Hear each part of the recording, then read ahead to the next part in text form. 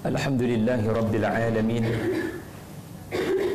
wassalatu wassalamu ala ashrafil mursalin wa ala alihi wa sahbihi wa man tabi'ahu wa nasarahu wa jahada fillahi haqqa jihad. Terima kasih banyak-banyak kepada tuan-tuan puan-puan yang sudi untuk melapangkan masa hadir ke Tadabbur Center. Dan topik yang akan saya sampaikan pada malam ini dalam tempoh 1 jam adalah mengenai Suratul Mu'minun, satu sesi pengenalan. Saya ada 6 sebab mengapa saya suka Suratul Mu'minun dan saya mahu kongsikan kepada tuan-tuan puan-puan sekalian. Sebelum itu, surah ini adalah surah yang ke-23 di dalam Al-Quran selepas surah Al-Hajj, surah mengenai rukun Islam yang kelima. Sebaik sahaja surah Al-Hajj selesai, maka Allah Subhanahu wa taala menyusun di dalam Al-Quran ini surah yang ke-23 dan namanya telah disepakati sebagai Al-Mu'minun. Dan kelihatannya tiada nama lain kepada surah ini melainkan surah Qad Aflaha, sebagaimana yang Nabi pernah sebutkan. Surah ini mengandungi 118 ayat. Ia tergolong dalam kategori surah-surah Al-Mi'in, ya. Al-Mi'in maknanya surah-surah yang lebih daripada 100 ayat.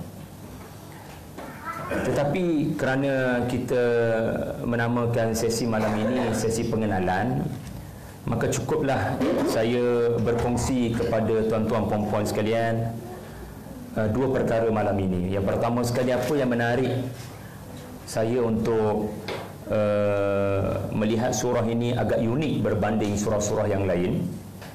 Walaupun ia surah Makkiyah, ya, kita sedia maklum surah Makkiyah punya pelbagai persamaan, tetapi setiap surah itu ada keunikan.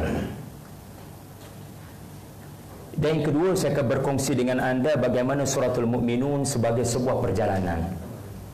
Jadi masa sangat terbatas, tetapi saya berusaha untuk menimbulkan minat tuan-puan semua kepada surah ini. Saya tidak pasti adakah anda antara yang menghafal 10 ayat pertama surah ini. Kalau anda antara yang pernah menghafal, boleh saya tahu kenapa? Sebab anda masuk surga. Alhamdulillah. Adakah anda daripada orang yang pernah membaca surah ini? Benar, Boleh saya tahu kenapa? Kenapa anda antara yang pernah membaca surah ini? Sebelum tu anda baca sampai habis, kan anda baca sampai ayat 10 je. Kalaulah kita boleh berbincang, kan? Kalaulah kita boleh berbincang, mengapa, ya, kalangan anda semua ada yang membaca surah ini sedangkan surah ini tidak jelas apakah fadilat khususnya.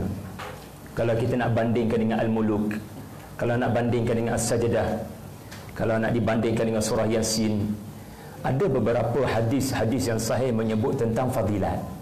Macam surah Yasin, barang siapa membacanya di pagi hari esoknya dia diampunkan Allah, kana asbaha maghfuran, ya. Tetapi surah ini antara surah-surah yang mungkin kelemahan saya belum saya temui apakah ada fadilat khususnya, melainkan surah ini punyai pengalaman yang agak sentimental dengan Khalifah Umar. Bukan Khalifah masa itu, Sayyidina Umar. Umar antara yang menyaksikan penurunan surah ini kepada Nabi SAW. Tetapi itu sajalah ceritanya, riwayat yang ada. Baik, tanpa membuang masa, saya akan berkongsi dengan anda ada 6 fakta menarik dalam surah ini yang menyebabkan saya rasa surah ini sangat istimewa. Pertama sekali, surah ini mengumumkan syurga yang paling tinggi boleh dimasuki oleh semua, bukan hanya para nabi. Saya menyangka, sebab kalau anda baca hadis yang banyak, Nabi menyebut, ya, Al-Firdaus Al-A'la. Bila kamu meminta kepada Allah, kamu memintalah dengan syurga yang paling tinggi. Dan ini menjelaskan syurga-syurga itu ada darjat. Ya, kalau neraka ada daraka, ad-darka, ada peringkat-peringkat. Syurga pula ada daraja. Neraka ada daraka. Kalau munafik fid darkil asfal, maknanya ada daraka dia. Ya, ada syurga pula ada darajah-darajahnya, ada darjat-darjatnya. Dan yang paling tinggi, yang paling nikmat adalah syurga Firdaus. Dan kita menyangka syurga yang paling tinggi itu adalah untuk para rasul, untuk para nabi. Tetapi surah ini mengumumkan Firdaus untuk semua. Semua orang boleh ke sana. Dan tidak sukar untuk ke sana jika tuan-tuan ada 6 sifat. Dan menariknya, Allah mengumumkan penghuni syurga Firdaus itu dengan menggunakan kalimah pewaris. Allah mengumumkan mereka bukan menduduki syurga Firdaus, bukan mendiami syurga Firdaus, mereka mewarisi syurga Firdaus. Mewarisi di sini ada 2 makna. Pertama sekali, anda memperoleh sesuatu yang tidak berkadaran dengan usaha anda. Contoh kan, saya mewarisi rumah saya, saya mewarisi rumah arwah ayah saya di Taman Gombak. Saya tak kerja pun saya dah dapat rumah tu. Ya. Jadi syurga Firdaus adalah syurga yang luar biasa nikmat, dikurniakan kepada Allah, kepada mereka-mereka yang ada 6 sifat. Sedangkan untuk mencapai 6 sifat itu, ia tidak berbala untuk syurga Firdaus. Syurga Firdaus barangkali untuk orang-orang yang mati syahid. Tetapi daripada 6 sifat itu tidak disebut tentang mati syahid. Barangkali anda berfikir penghuni syurga Firdaus mestilah seseorang yang berjaya mengislamkan 10 orang. Tetapi 6 sifat penghuni syurga Firdaus tidak pun mendatangkan KPI yang membebankan anda tersebut. Jadi ini sebenarnya berita gembira. Firdaus Faran, semua orang berpotensi untuk ke sana. Makna yang kedua pewaris, ya, semasa anda diciptakan, anda sudah ditulis sebagai mereka yang akan berada di sini, yakni di syurga Firdaus.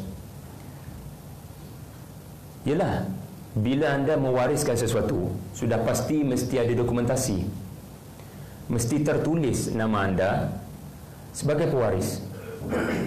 Maka para alim ulama kita kata apa? Semasa anda diciptakan, semua manusia yang diciptakan, Allah Subhanahu wa ta'ala telah meletakkan namanya sebagai penghuni syurga yang paling tinggi. Tetapi di akhirat nanti ada yang tidak mewarisinya. Sebab itu Nabi bersabda, kullukum dakhalal jannah illa man aba. Semua kamu ke syurga sebenarnya.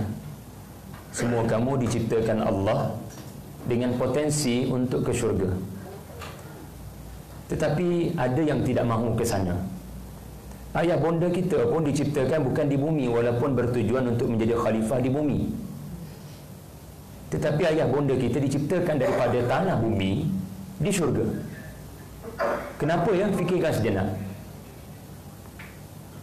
Dan kita juga, kalau berdasarkan hadis yang berstatus hasan, kita ini di alam roh. Roh itu sebenarnya di sana, di syurga yang sangat tinggi. Wa 'allama Adam al-asma'a kullaha thumma 'aradahum. Bulatkan perkataan hum yang menunjuk dan merujuk kepada sesuatu yang berakal. Maka Adam alaihi salam telah diberitahu tentang al-asma'. Al-asma' di sini bukan sekadar nama, tetapi potensi dan kualiti setiap anak-anaknya. Adam kenal anda, tetapi anda tidak mengenal Adam alaihi salam, melainkan ceritanya di dalam Al-Quran. Wa 'allama Adam al-asma'a kullaha thumma 'aradahum. Lalu Adam membentangkan nama-nama anak-anaknya kepada para malaikat sebagai bukti dia dipilih. sebagai khalifah.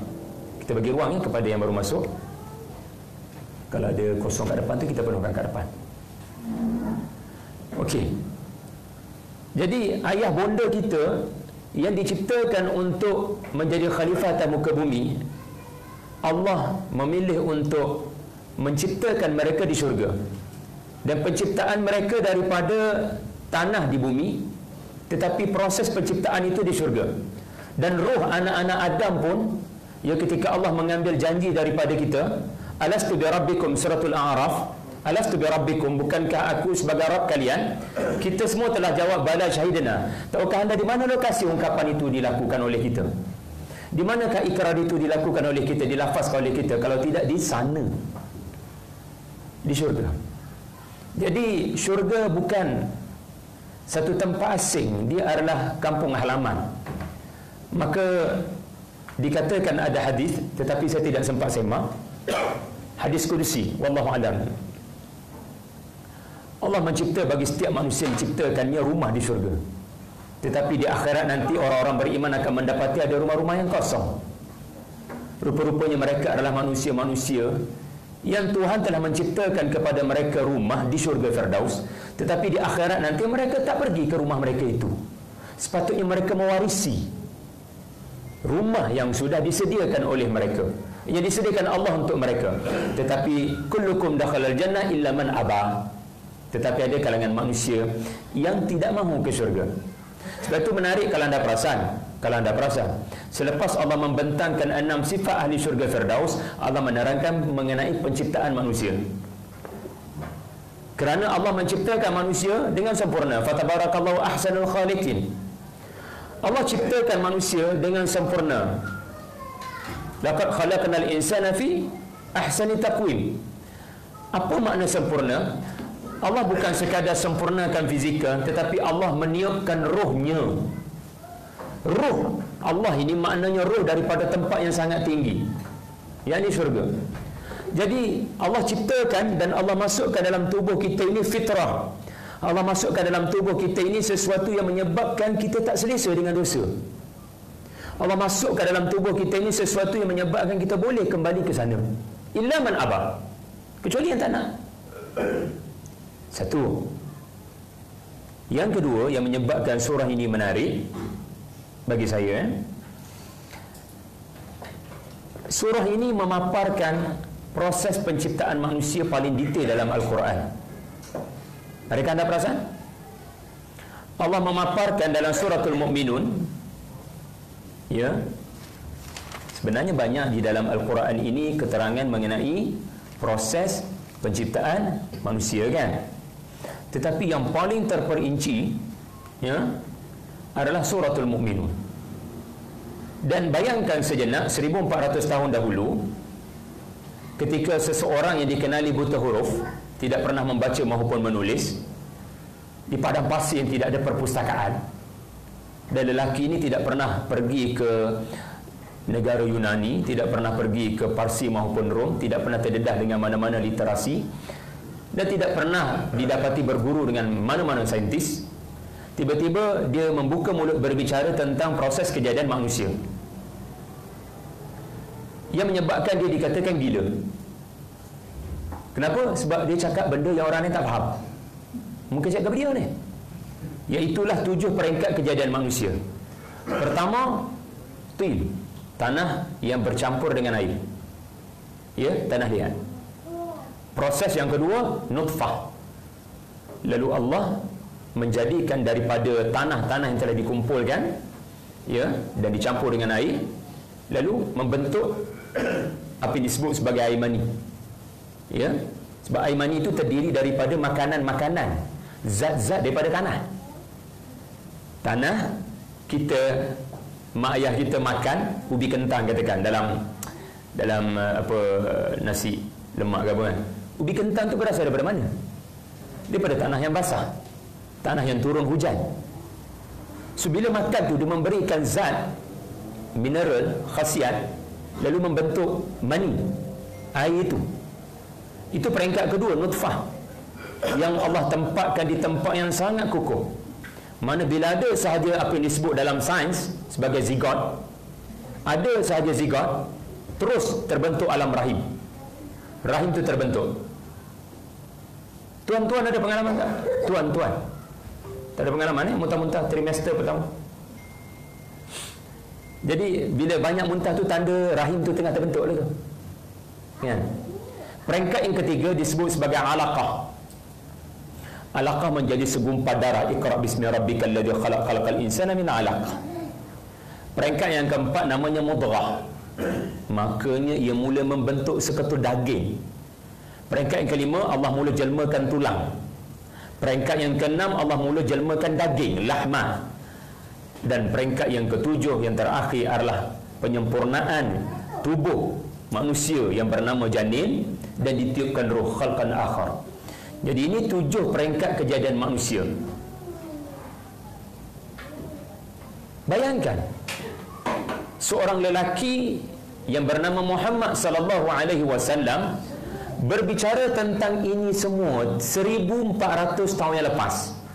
Di zaman tiada mikroskop, di zaman embriologi belum muncul. Lalu patutlah Nabi itu dikatakan kepadanya gila. Kerana gila ini maknanya anda bercakap benda yang orang tak faham. Sedangkan Nabi hanya memberitahu apa yang diwahyukan kepadanya. Abad ke-18 apabila mikroskop ditemui, lalu mereka mengesahkan inilah proses yang dilalui di alam rahim. Sains menamakannya sebagai zygote, embryo, fetus. Semua peringkat tu. Lalu kalangan doktor sini ada yang masuk Islam kerana tercengang. Siapa aja Muhammad? Siapa beritahu Muhammad tentang fakta ini? Jadi ini menunjukkan masa Nabi diberitahu tentang fakta di alam rahim ini, orang kata gila, tapi sebenarnya satu hari nanti akan terbukti benar. Apa yang Nabi cakap satu hari nanti, namanya abad ke-18, akan terbukti benar. Sama dengan cerita Nabi Nuh. Dalam seorang ni ada cerita Nabi Nuh. Dia bina kapal. Kaum dia kata apa? Gila. Kemarau begini, hujan tak turun, kita minta hujan sepatutnya, yang kau pergi bina kapal. Kenapa? Lalu kaumnya mengatakan Nuh sudah didekati munafik 2, bukan? Nuh didekati oleh jinnah. Sebab orang gila ini seringkali dikaitkan dengan dia dah kena buatan, memerlukan Ustaz Adam untuk membantu. Jadi kau ni kenapa Nuh? Kau ada gila ke apa?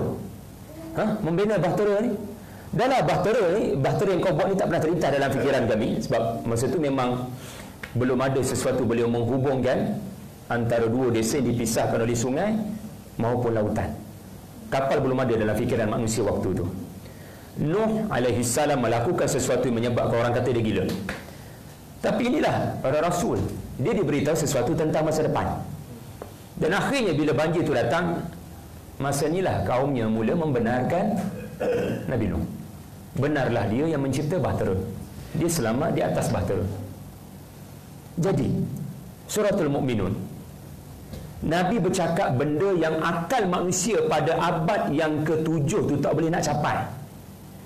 Nabi Nuh melakukan sesuatu yang manusia pada zamannya tak boleh nak, apa dia panggil, tak boleh nak brain, tak boleh nak proses. Kau cakap apa Muhammad? Nuh, kau buat apa ni? Manusia bila menggunakan logik, dia tak boleh membuktikan akhirat. Tapi satu hari nanti apa yang keluar daripada lidah Muhammad sallallahu alaihi wasallam, embriologi, akhirnya terbukti benar. Lalu kalaulah apa yang keluar daripada mulut baginda ayat 12 hingga ayat 14 benar, terbukti benar, adakah kamu nak kata ayat-ayat lain tak benar? Ayat 1 sampai 10 tak benar? Ia pasti akan berlaku. It is a matter of time. 2. Yang ketiga yang menyebabkan surah ini istimewa adalah Anda akan bertemu dengan cerita Rasul, tetapi Allah tak sebut nama Rasul tu. Sedangkan jumhur para ulama kata itu cerita Nabi Hud. Kalau anda kaji cerita Nabi Hud dalam Quran, semua cerita Nabi Hud disebutkan nama. Tiba-tiba dalam surah ni Allah tak sebut nama. Sama dengan kes Nabi Ismail. Nabi Ismail alaihi salam disebut 15 kali dalam Quran. Tetapi anda tahu tak cerita Nabi Ismail yang paling detail dekat mana? Dan paling genting, iaitulah baru-baru ni lah, cerita mengenai Ismail nyaris disembelih. Anda tak perasan? Cerita tu tak sebut nama Nabi Ismail. Surah Maryam sebut nama Nabi Ismail. Tetapi Allah Subhanahu wa taala dengan maha hikmah telah memutuskan dengan penuh hikmah untuk tidak mengumumkan nama Rasul tu. Sedangkan jumhur para ulama kata itu Ismail. Sure itu Ismail. Dan jumhur para ulama kata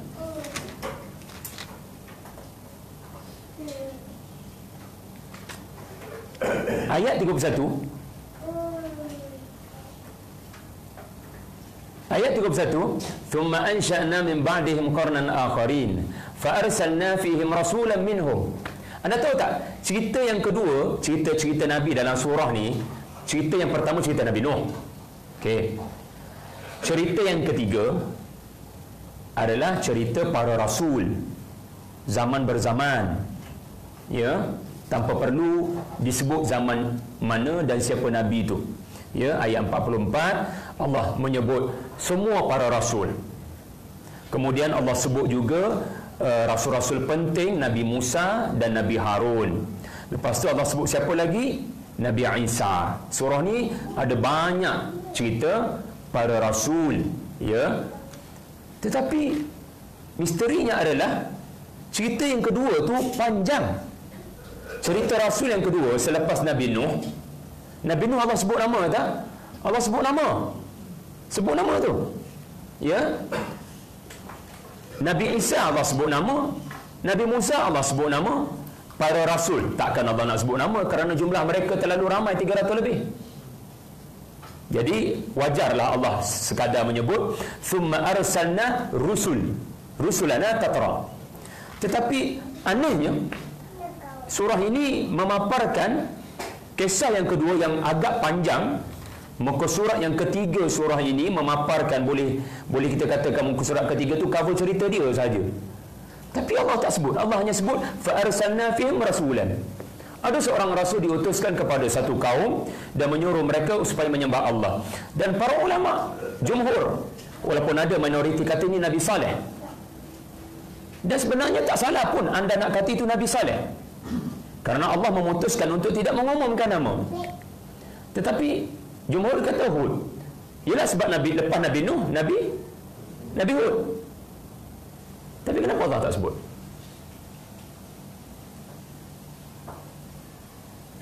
Kerana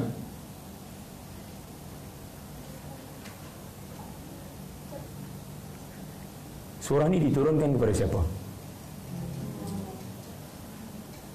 Kepada Nabi, kepada para sahabat dan kepada kaum Quraisy. Kaum Quraisy, apa karya utama dia? Berniaga. Mereka berniaga ke mana? Rihlatas syita'i was-sayf.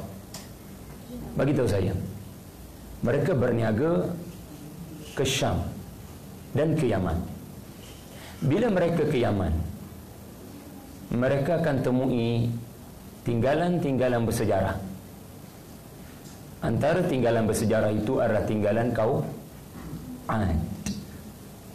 Semua orang yang berniaga di Yaman, Hadramaut, pasti akan nampak tinggalan-tinggalan itu. Dan Allah sebut pada ayat 44, waja'alnahum ahadith. Bulatkan perkataan ahadith. Ahadith ini adalah jamak kepada hadith. Hal ataka hadithu Musa. Allah Ta'ala kata, kami jadikan cerita mereka yang musnah itu ahadith.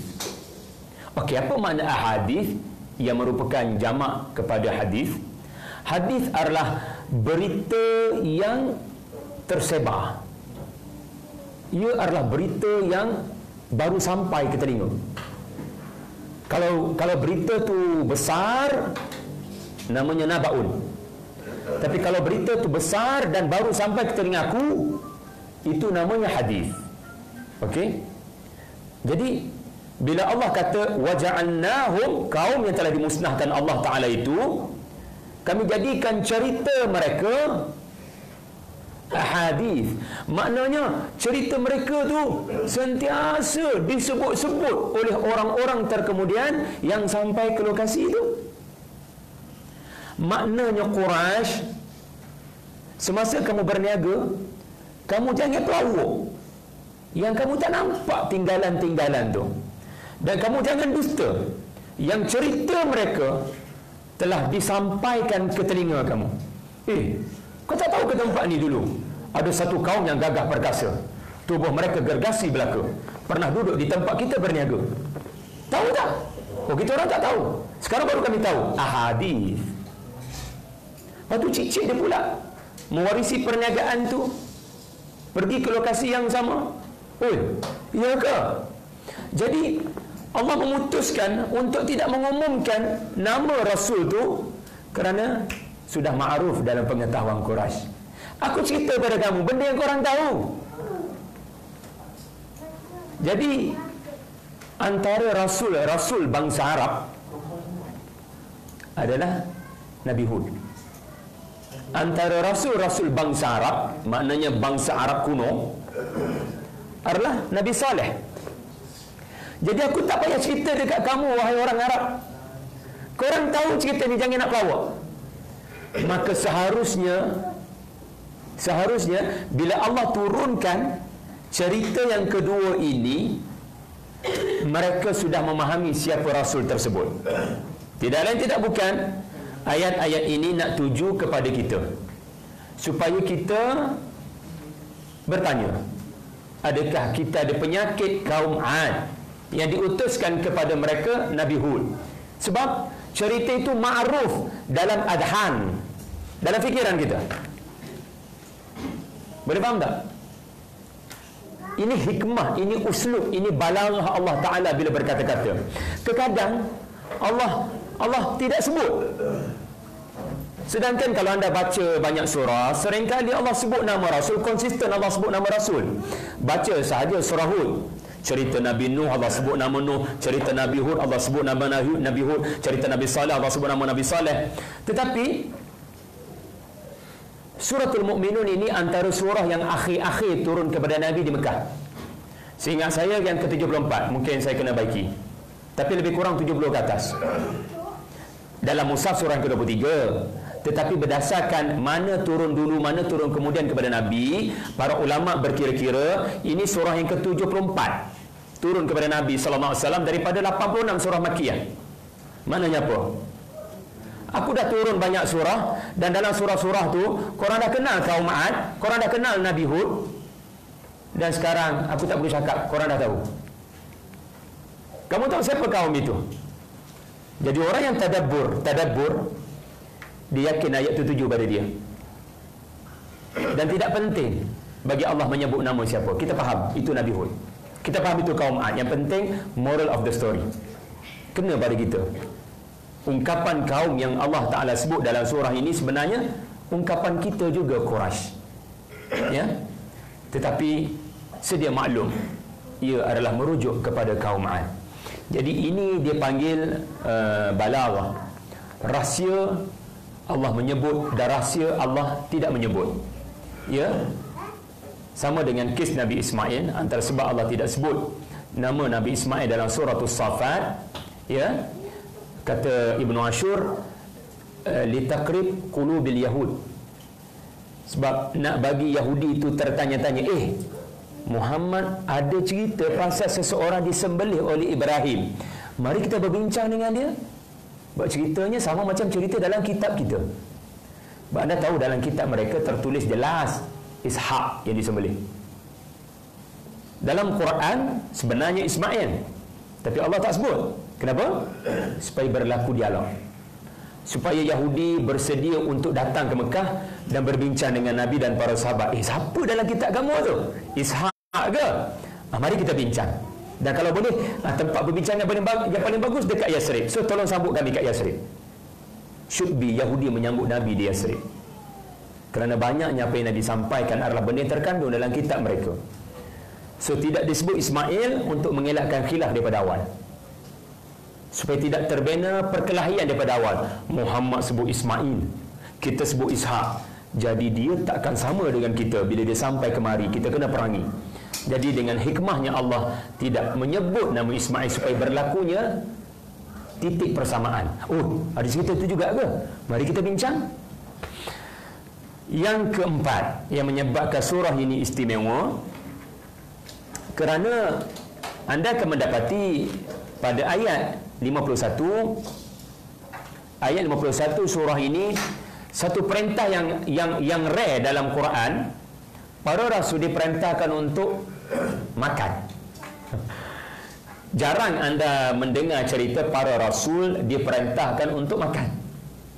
Yang anda semua tahu, para rasul diperintahkan untuk berdakwah, untuk bersabar. Tetapi dalam Quran, Suratul Mukminun sahaja memaparkan para rasul diperintahkan untuk makan dan minumlah makanan yang baik, kemudian teruskan beramal saleh. Ayat 51. Soalannya kenapa? Kadang bila benda tu rare, dia tak ada dalam surah lain, dalam surah ni je, dia boleh menampakkan anda surah ni di mana uniknya, apa istimewanya surah ini, sehingga setiap ayat-ayatnya kelihatan tidak sama dengan surah-surah yang lain. Antaranya babak ni. Lalu jawapannya adalah, surah ni bermula dengan cerita mengenai kerehatan orang-orang beriman. Mereka akan berehat di tempat yang namanya Firdaus. Di situ mereka boleh makan apa sahaja tanpa batasan. Segala nikmat tidak boleh diterangkan dengan perkataan. Itu Firdaus. Maknanya syurga ini surah ini bermula dengan mengumumkan tempat berehat orang-orang beriman.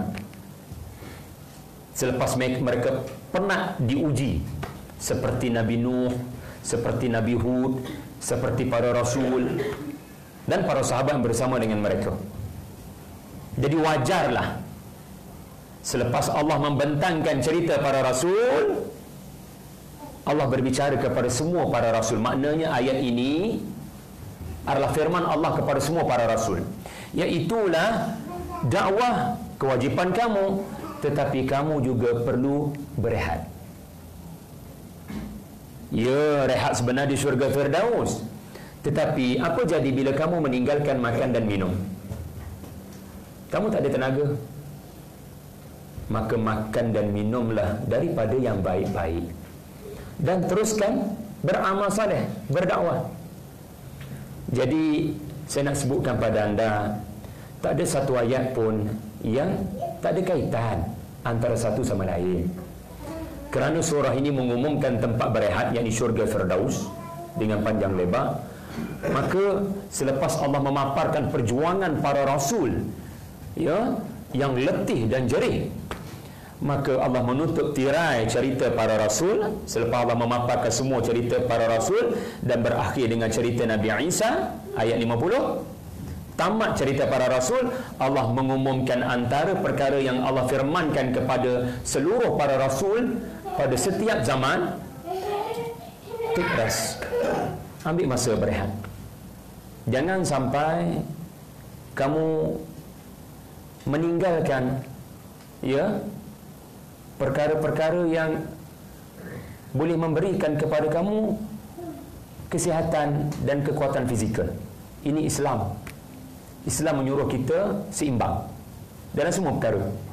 Jangan terlalu semangat berdakwah tetapi terlupa kepada akademik. Jangan terlalu memikirkan masalah umat sedangkan kamu terlupa isteri, anak bini kamu. Keseimbangan sangat penting wahai para rasul. Maka ayat ini ditujukan kepada para pendakwah. Ya. Sebab yang kedua, surah ini bermula dengan solat yang khusyuk, betul? Ciri pertama orang huni syurga Firdaus adalah solat yang khusyuk. Ustaz, macam mana nak solat yang khusyuk? Ayat 51. Pemakanan anda. Macam mana cara anda makan? Adakah anda makan daripada sumber yang halal? Pemakanan sangat mempengaruhi khusyuk dalam salat. Anda sensitif ke tidak dengan makan minum anda? Makan banyak sangat atau makan daripada sumber yang syubhat, ia akan menyebabkan anda tidak khusyuk dalam salat. Jadi itu antara yang menarik dalam surah ini. Kemudian yang kelima yang menarik bagi saya dalam surah ini adalah Rasul diajar untuk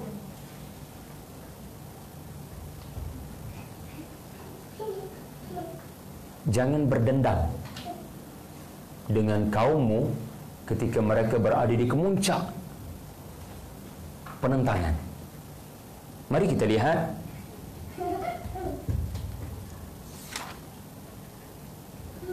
ayat 94. Okey. Ayat 94 Okey. Ayat kita mula daripada ayat 93. Kul, wahai para rasul, wahai Rasulullah sallallahu alaihi wasallam. Kul maknanya Nabi diperintahkan. Nabi sedang diberikan didikan oleh Allah.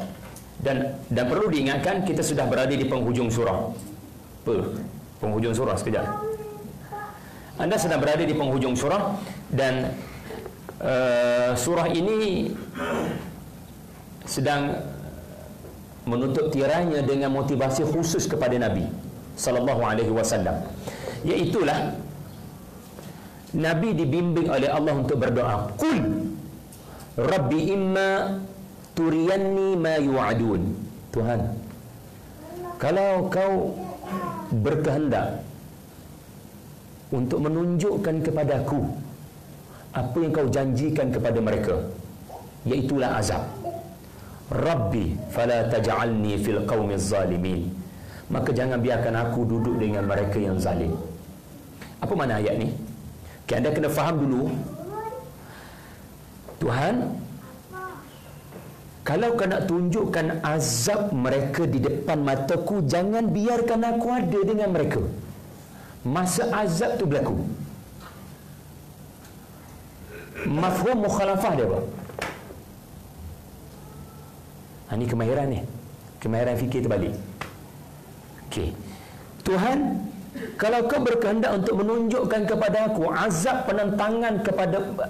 kepada para penentangku selepas 10 tahun aku berdakwah, kau boleh lakukannya. Tetapi jangan biarkan aku bersama dengan mereka itu ketika ia datang.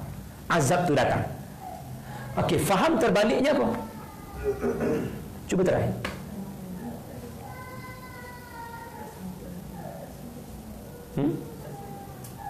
Nabi tak sanggup? Okey, itu makna. Dia bukan faham terbalik. Benar, dia maknanya Nabi tak sanggup tengok. Nabi tak sanggup tengok azab yang berlaku. Dan Nabi pun risau. Kalau dia pun terkena. Kerana seorang pendakwah barangkali ada kayu ukur kezaliman yang tersendiri. Kaum ada kayu ukur kezaliman, seorang pendakwah juga merasakan dia bersalah juga. Faham terbaliknya adalah selagi aku dengan diorang, jangan turunkan azab. Itu faham terbalik. Faham ke tak? Dengan anda pun terbalik. Maknanya Tuhan, kalau kau nak turunkan azab itu, jangan biarkan aku dengan diorang. Maknanya selagi aku dengan diorang, please jangan turunkan azab. Aku akan teruskan perjuangan. Melainkan kau perintahkan aku apa yang kau perintahkan kepada Nuh. Berhenti berdakwah. Bina bahtera. Maka kat situ aku faham. Kau lebih tahu segala-galanya tentang takkan ada lagi yang beriman. Diberikan 950 tahun pun kepada Quraisy, mereka akan mengulang skrip kaum Nabi Nuh. Boleh faham tak? Nabi dibimbing. Bukan Nabi cakap ni Allah rakam. Nabi dibimbing dengan buktinya kul. Sebab seorang manusia, seorang pendakwah, bila kaumnya terlalu kuat menentang, pendakwah ni manusia, dia ada emosi, dia marah. Kadang-kadang kita nak doakan kepadanya azab, Allah akan tunjuk pada mereka.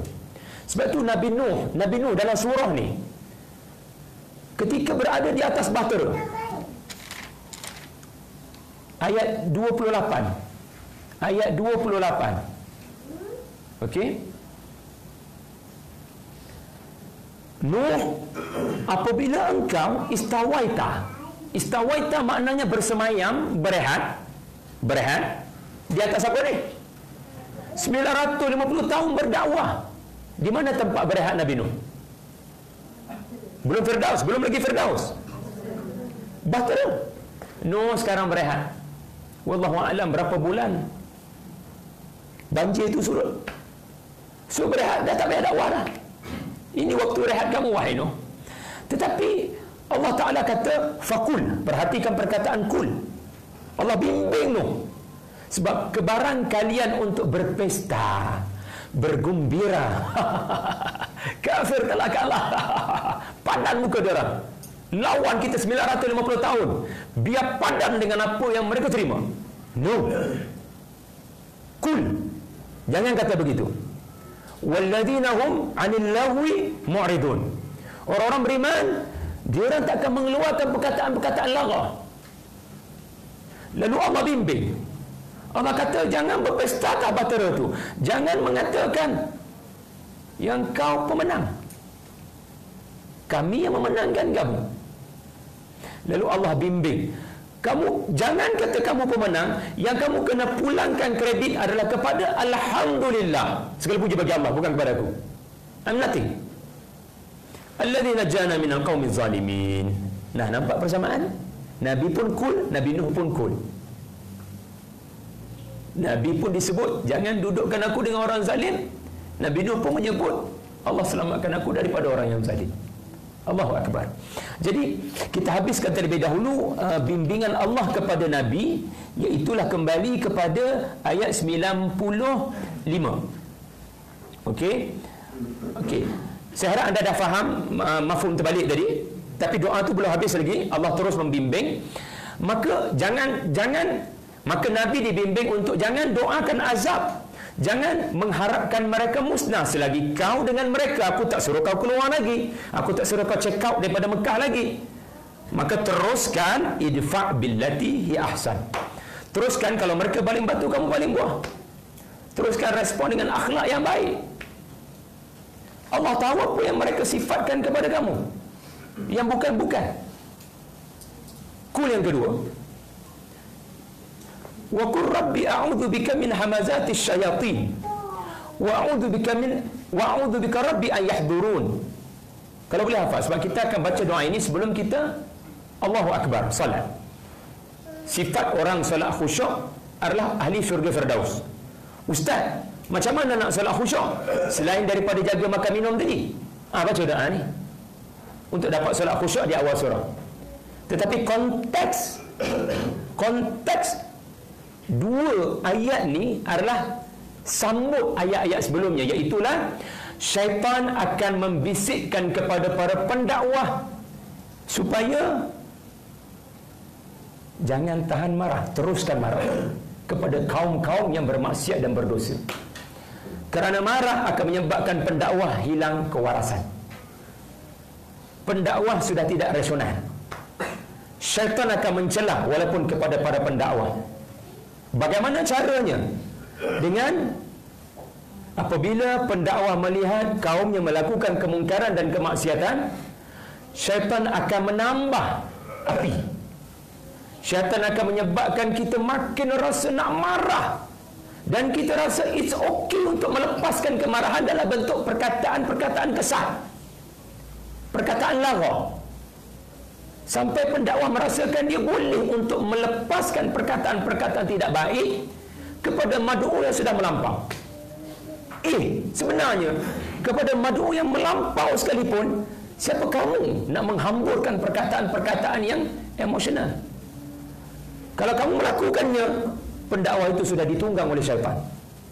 Ini yang menyebabkan Nabi berdoa, usahakan mereka datang kepadaku. Mereka dekat pun jangan, wahai Allah.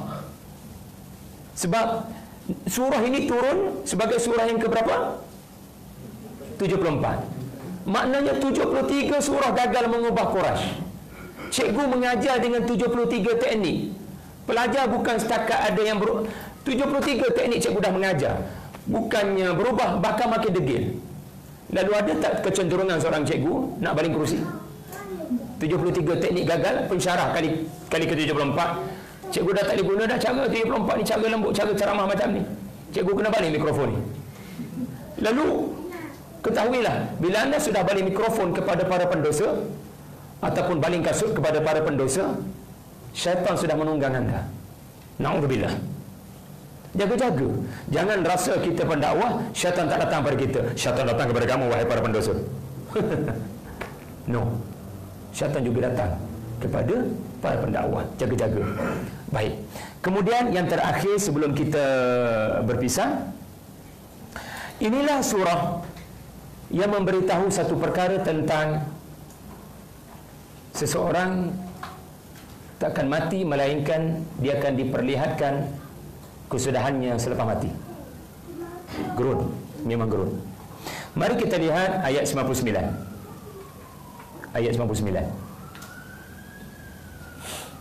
Gerun tak bunyi siren? Gerun kan?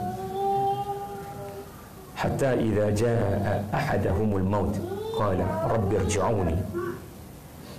Tadabbur elok ayat ni. Apabila telah datang kepada salah seorang daripada mereka yang kafir maut. Okey, maut tu telah datang. Saya nak tanya, maut yang telah datang artinya siapa yang datang? Malakul maut. Wa idza kul yatawaffakum malakul maut alladhi wukila bikum. Maut datang maknanya malakul maut datang. Malakul maut bila datang, orang tu dah mati ke belum? Belum. Kalau orang tu dah mati, maknanya malakul maut sudah meninggalkannya. Ini ja'a, malakul maut datang, dia tengah nazak. Dan tiba-tiba orang nazak ni bersuara. Dan suaranya, duka citanya takkan didengar oleh keluarga. Kerana dia melihat apa yang anda takkan dapat lihat. Dia berada di alam lain. Ketika nyawa sudah sampai ke sini, nyawa dah sampai sini, dia kata, Tuhan tolong pulangkan saya. Saya nak beramal saleh atas segala usia yang telah saya tinggalkan. Saya tidak memanfaatkan. Tolonglah beri kepada saya 5-10 minit. Ayat ni nak bagi tahu, bila malakul maut datang, orang tu dah tahu kesudahan dia. Ini menunjukkan keadaan malakul maut akan memberikan isyarat kesudahan anda. Sebelum anda mati, anda apanya? Kita. Sebelum kita mati, dia adalah berita gembira, dia juga adalah berita yang mendukacitakan. Ramai orang sangka dia tak tahu apa-apa tentang kesudahannya malaikat selepas mati. Tetapi ayat ini menjadi dalil, barangkali 5-10 minit sebelum menghembuskan nafas terakhir, iaitulah detik dia melihat malakul maut, masa tu dia senyum atau menangis. Dan anda jangan ukur dengan ukuran zahir. Anda tak boleh kata keadaan dia tengah nazak ni menangis itu menunjukkan kesudahan yang kurang baik. No. Ini alam ghaib. Okey, menangis boleh jadi kerana sakit yang sudah tidak dapat ditahan, sedangkan dia adalah ahli syurga. Siapa tahu? Jadi barangkali 5-10 minit sebelum nyawa dipisahkan, sebab nyawa dah sampai sini, masa nyawa kat sini belum keluar, masa tu dia dah nampak kesudahan dia dengan hanya melihat rupa paras malakul maut. Kalau rupa paras malakul maut adalah manusia tampan bercahaya gilang gemilang, maka sebenarnya dia sedang ketawa, bersukaria dan tidak sabar untuk meninggalkan dunia yang fana. Qila dukhulil jannah qala ya laita qaumi ya'lamun. Dia sebenarnya tengah gembira walaupun kelihatan zahirnya sakit. Nak tak macam tu? Yakinkah begitu? Atau sebaliknya malakul maut tampil dalam keadaan yang paling menggerunkan dan mendukacitakan? Maknanya alam barzah kamu dalam bahaya. Na'udzubillah. Na'udzubillah. Sebelum mati, seseorang akan tahu kesudahannya, dan dia tak boleh beritahu pada keluarganya kerana dia sudah tidak bermain. Itulah 6 perkara menarik yang ada di dalam suratul Mu'minun yang barangkali tidak ada di dalam surah yang lain. Baiklah, sebelum kita berpisah, untuk tidak mengecewakan anda, saya akan menghuraikan 6 sifat penghuni syurga Firdaus. Pertama,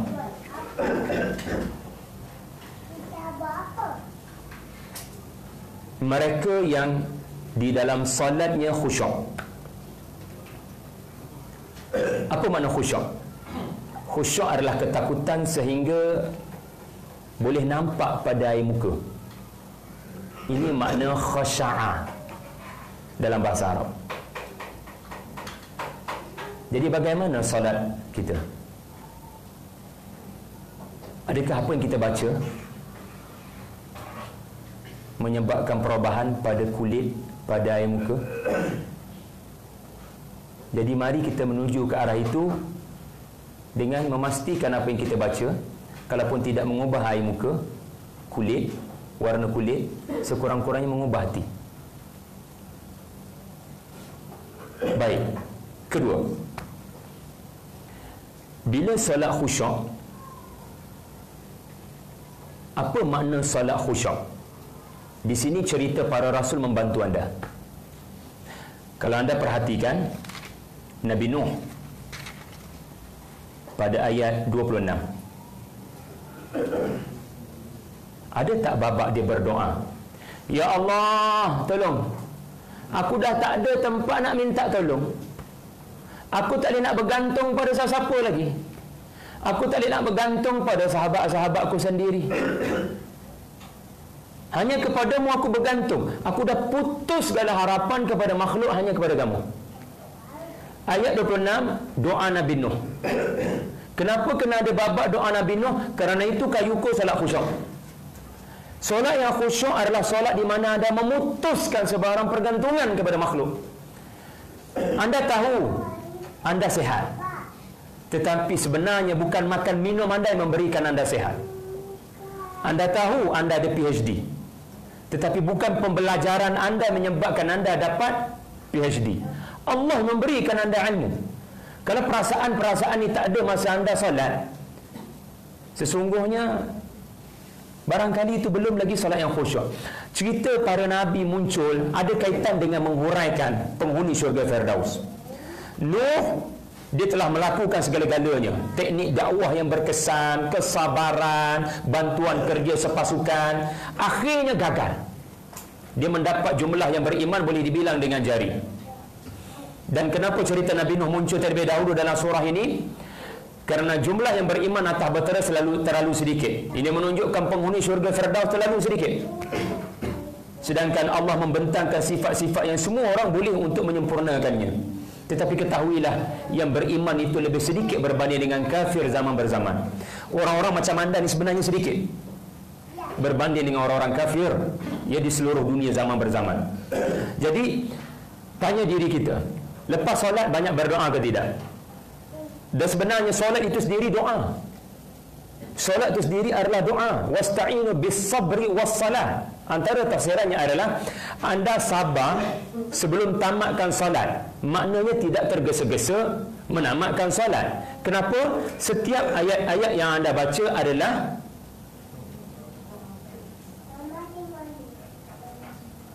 mahukan keyakinan Allah boleh tunaikan permintaan saya. Itu tujuan ayat-ayat aku duk baca tu, supaya aku yakin Allah tu Ar-Rahman. Dia tahu aku ada masalah.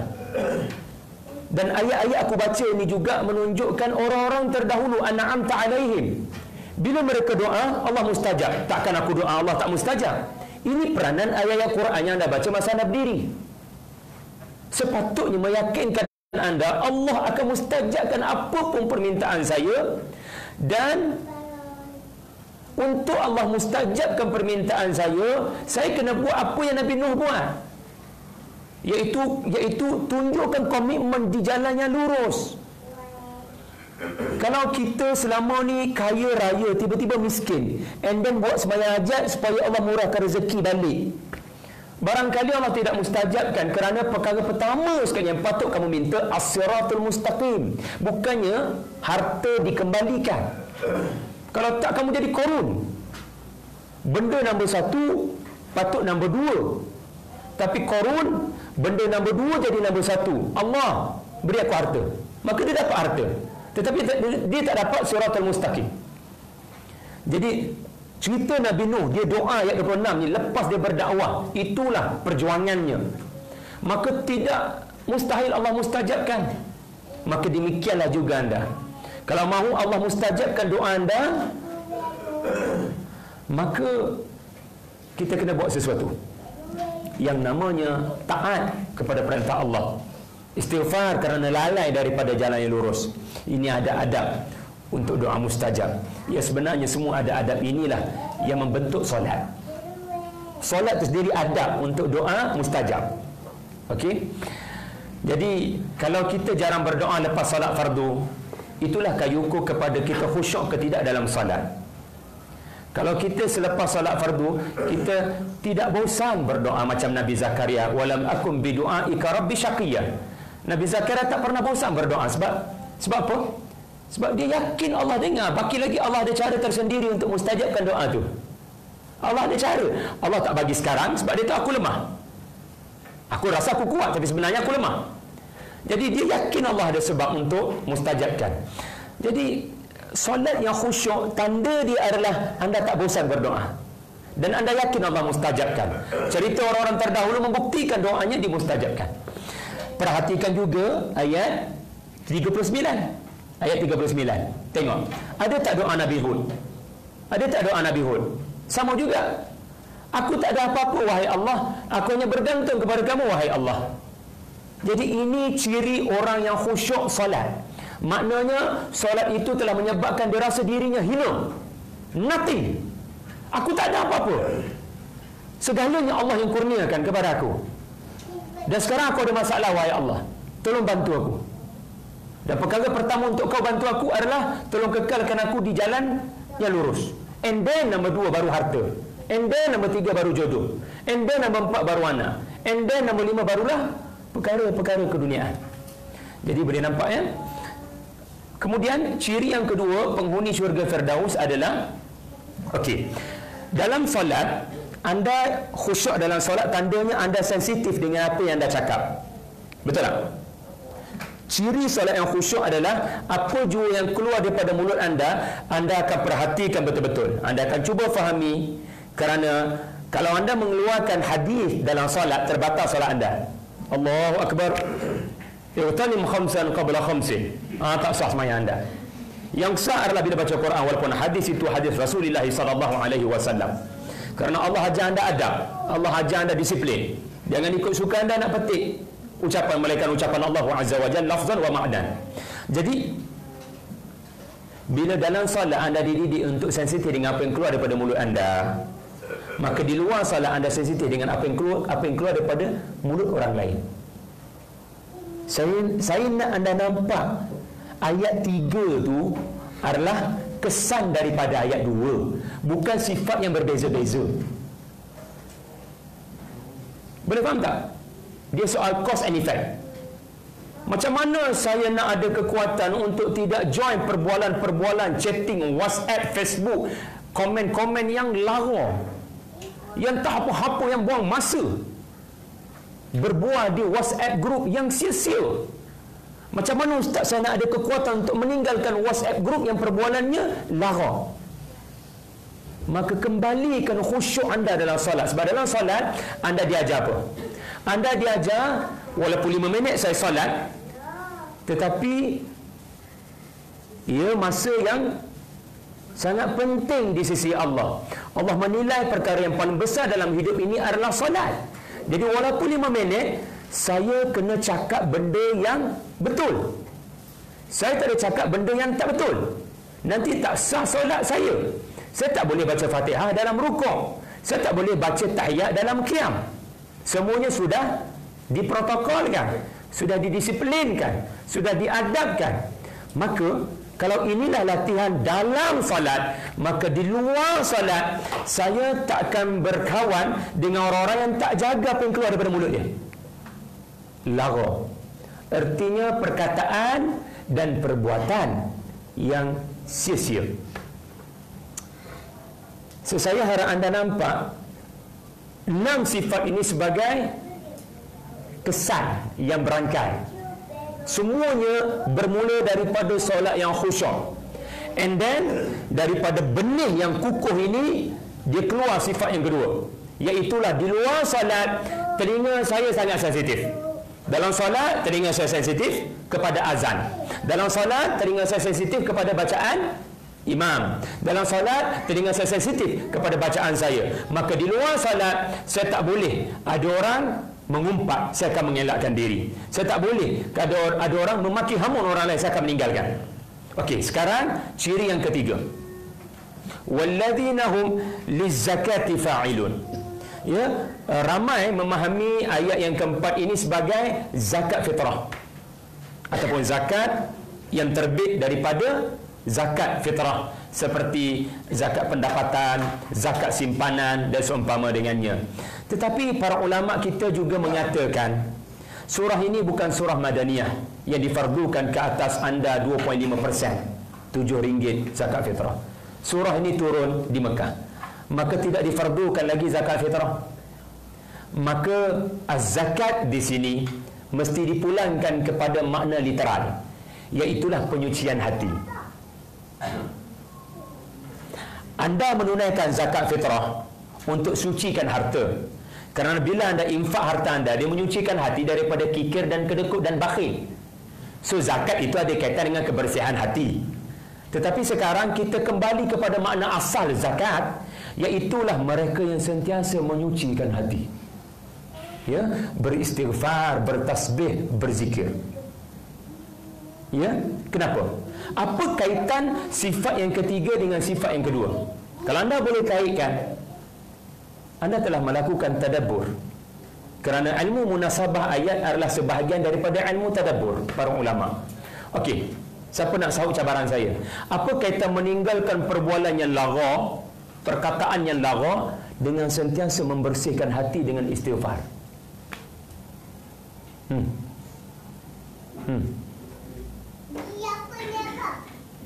Okey, bila anda selalu, ya, bersosial, bermasyarakat, anda bukan beruzlah, anda punya telinga sensitif, anda meninggalkan mereka-mereka yang berbual perkara sia-sia, lalu apa berlaku selepas anda meninggalkan mereka? Saya rasa saya bagus sangat, kerana saya telah meninggalkan mereka yang bermaksiat, yang membincangkan perkara-perkara lawa. Saya sudah left group, alhamdulillah. Ketahuilah anda telah menjemput syaitan dengan rasa bangga dan riak. Maka orang-orang mukmin dia tidak cepat tumbang. Dia mendahagakan bimbingan daripada Allah. Kul kepada Nabi Nuh, kul kepada Nabi Rasulullah. Apa dia? Jangan rasa kita menang dan kita bagus. Lalu orang-orang yang menghuni syurga Firdaus, dia sangat sensitif. Walaupun dia rasa dia sudah melakukan kebaikan, dia akan sentiasa istighfar, kerana istighfar membersih dan melembutkan hati. Ini antara makna zakat, iaitulah berzikir, bertasbih, supaya dia rasa dirinya hina dan dia bukan syok sendiri, dia rasa dia bajet bagus. Na'udzubillah. Kemudian yang keempat, daripada pembinaan peribadi, kalau anda perasan, 3 sifat yang pertama adalah fardul muslim. Sekarang anda masuk kepada sifat yang keempat, iaitulah membabitkan bukan lagi fardul muslim, tetapi baitul muslim. Bagaimana anda bila sudah ada isteri, bagaimana anda bila berinteraksi dengan wanita ataupun lelaki lawan jantina. Sebab barangkali ada orang bila dia meninggalkan perbualan lara, dia tak bercampur dengan masyarakat. Ini bukan Islam. Islam ajar, Nabi ajar orang yang bersabar dengan karenah mad'u, dia bercampur gaul dengan kaumnya. Betul menarik dalam surah ini, kaum-kaum perliapa pada para rasul. Makan macam kita orang. Takkan Rasul mana boleh makan? Rasul kan macam malaikat, boleh terbang atas air, tak makan macam kami. Ni apa hal makan pula dekat restoran kita? Kalau anda baca surah ni elok-elok, Nabi Nuh dituduh begitu, Nabi Hud dituduh begitu, iaitulah awak makan macam kita orang, tak ada tanda pelik pun. Soalnya adalah kenapa Nabi-Nabi makan dan tadi diperintahkan makan? Nabi-Nabi ni makan di tempat-tempat makan yang kaum-kaumnya pun makan. Lalu kaumnya jadikan benda ni bahan. Tahu bahan? Bahan perli. Makan macam kita. Lepas tu, lepas makan suruh kita kepada Tuhan. Dan dia tak ada sebarang kepelikan. Macam mana kita nak percaya orang macam ni? Tak ada tanda pelik pun. Ini menunjukkan Rasul makan, dan bila mereka makan, kaum-kaumnya menyaksikan. Soal saya adalah, kenapa Allah rakamkan babak dalam surah ini kaumnya perli Rasul ni makan dekat tempat kita makan, berjalan dekat tempat kita berjalan dekat pasar? Ini menunjukkan para Rasul ahli sosial. Mereka bukan makan di tempat yang privacy kerana merasakan mereka bagus. Bila mereka makan pun mereka akan ajak kaum-kaumnya. Sebab anda tahu, Islam berkembang di tanah Melayu pun antara sebabnya adalah dulu orang-orang Melayu bukanlah bermula sebagai seorang Muslim, tetapi para pendakwah bijaksana, termasuk daripada pedagang-pedagang Arab.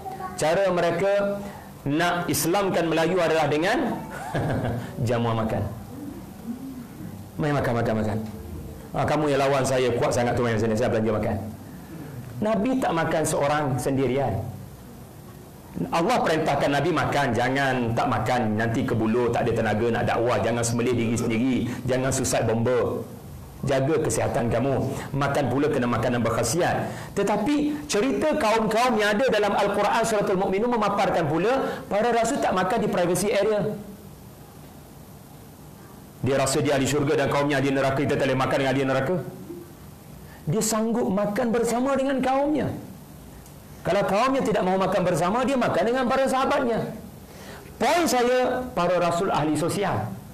Kerana 6 sifat ahli syurga Firdaus, ada unsur hablum minallah, hablum minannas. Kalau anda hanya berpegang pada 3 sifat pertama, anda barangkali jadi pederi, jadi orang yang mementingkan diri sendiri. Saya tak nak terbabit dengan company kamu, saya tak nak terbabit dengan keduniaan, saya tak nak terbabit dalam, tak boleh.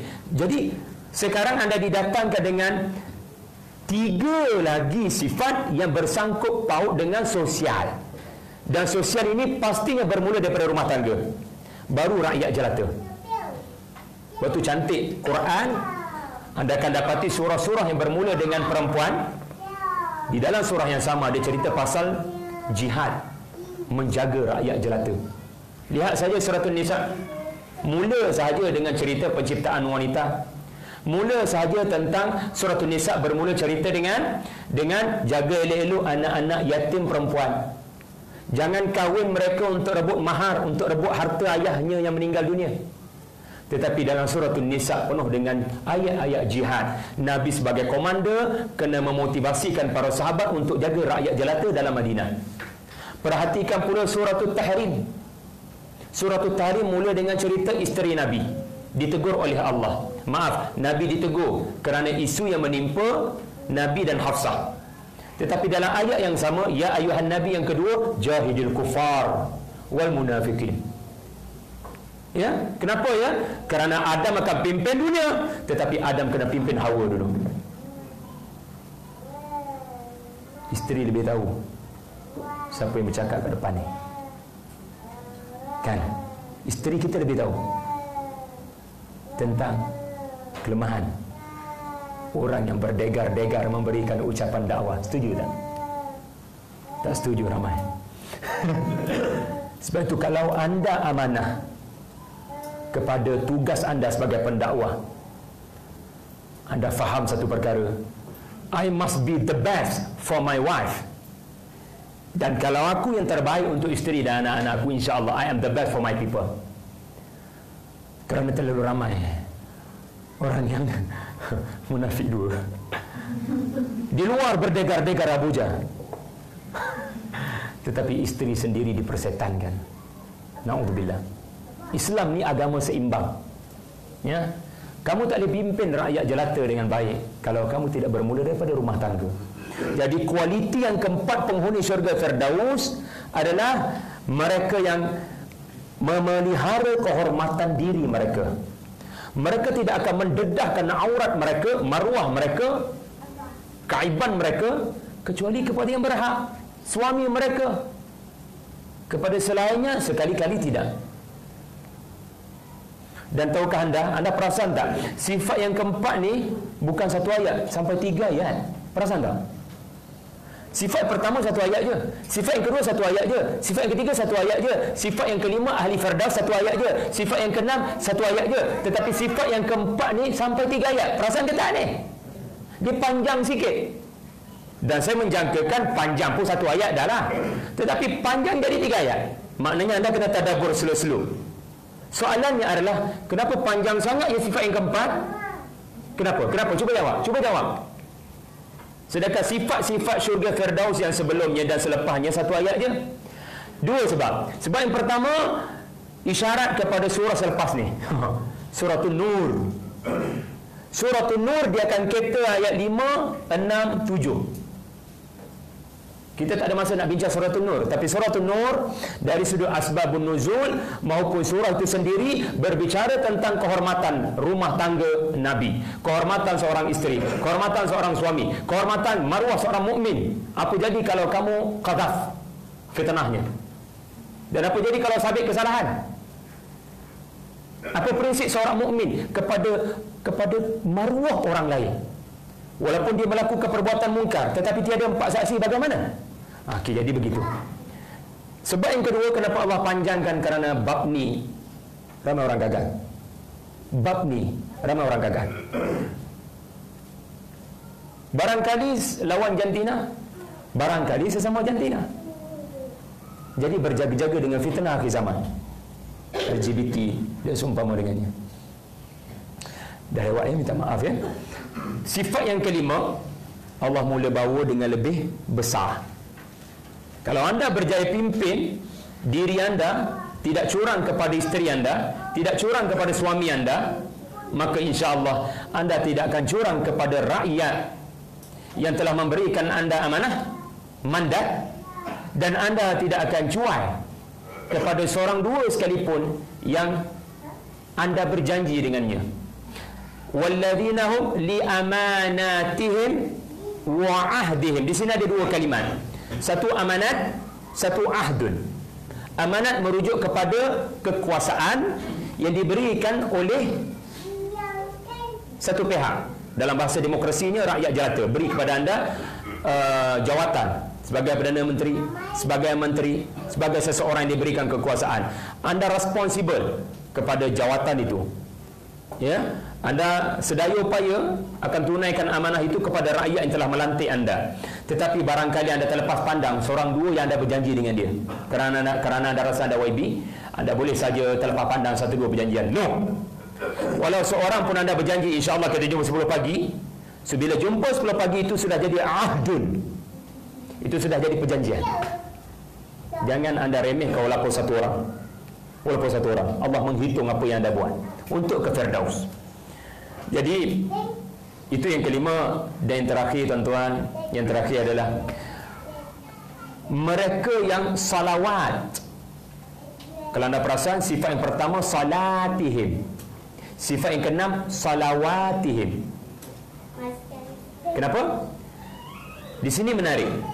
Orang yang khusyuk salat, antara cara untuk khusyuk salat adalah dia yakin apa yang dia sedang buat ni adalah salat dan bukan salawat. Apa maknanya? Saya solat isyak kejap lagi, saya tak yakin saya akan jumpa solat subuh. Barangkali saya mati masa saya tidur. Dia tak akan fikir solat akan berlaku lagi selepas ni, dia akan meninggal dunia. Maka dalam fikirannya adalah barangkali ni solat yang terakhir, maka solat. Tetapi Sifat yang keenam ini adalah dia memuhasabah ke semua prestasi solatnya. Adakah berjamaah? Satu. Adakah awal waktu? Ya, kerana sekarang kedudukannya sebagai seorang pemimpin.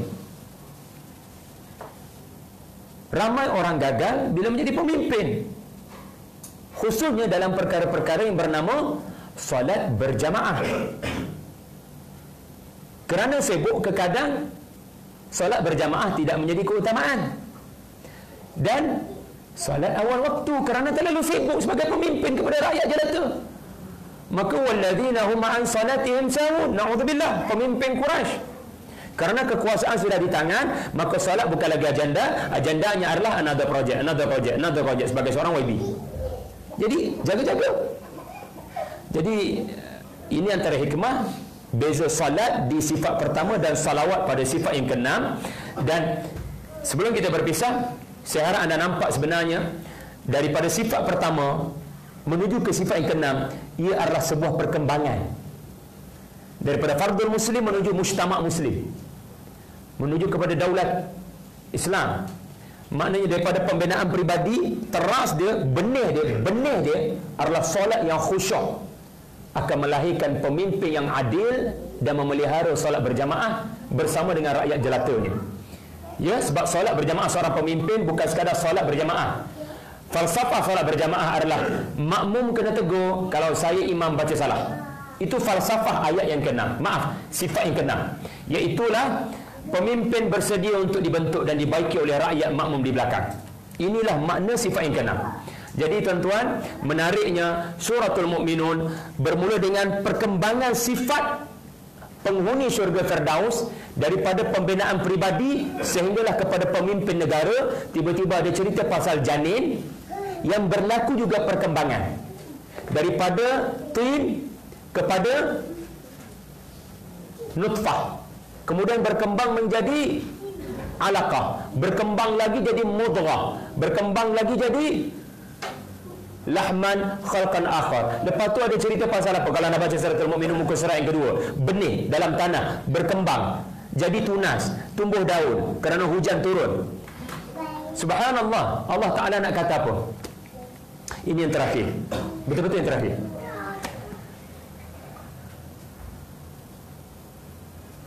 Manusia untuk berlaku pembesaran ataupun apa dia panggil pembesaran, yang untuk membesar sebagaimana benih kena siram air daripada langit lalu membesar hidup, ya, janin berlaku perkembangan, berlaku kehidupan membesar. Jadi manusia kita mukmin untuk membesar perlu makan, perlu minum. Tetapi ramai, dan inilah sasaran utama penghujung Suratul Mukminun, iaitulah Quraisy, yang ketika surah ini diturunkan, mereka hanya nampak makanan fizikal. Mereka tidak nampak makanan yang bukan sekadar hujan daripada langit menumbuhkan tumbuh-tumbuhan, makanan fizikal, tetapi daripada langit juga adalah wahyu. Mereka tidak merasakan pentingnya makanan untuk roh. Maka Suratul Mukminun, tuan-tuan, Suratul Mukminun, Allah Ta'ala mengucapkan tahniah kepada mereka yang bersabar, ya, mempertahankan pengisian kepada ruh mereka. Mereka percaya kepada apa yang disampaikan oleh para rasul meskipun tidak nampak depan mata, tetapi mereka kenyang dengan apa yang para rasul sampaikan kerana ia memberikan kekenyangan dan kepuasan kepada ruh. Jadi saya rasa saya tidak adil dengan Suratul Mukminun sebenarnya, tetapi sekurang-kurangnya barangkali ini dating pertama anda dengan Suratul Mukminun dan membuka sedikit fikiran kepada Suratul Mukminun. Ya, aku qauli hadza wa astaghfirullah li wa lakum billahi taufiq. Assalamualaikum warahmatullahi wabarakatuh. Jumpa lagi. Terima kasih banyak pada yang hadir. Kalau ada yang nak menyumbang boleh menyumbang di tabung yang disediakan, dan sesiapa yang baru hadir kalau tidak keberatan boleh isi borang feedback isi borang biodata untuk terus kami mengumumkan perkembangan semasa daripada Tadabbur Center. Terima kasih semua. Selamat bercuti. Jumpa lagi pada masa akan datang. Assalamualaikum warahmatullahi wabarakatuh.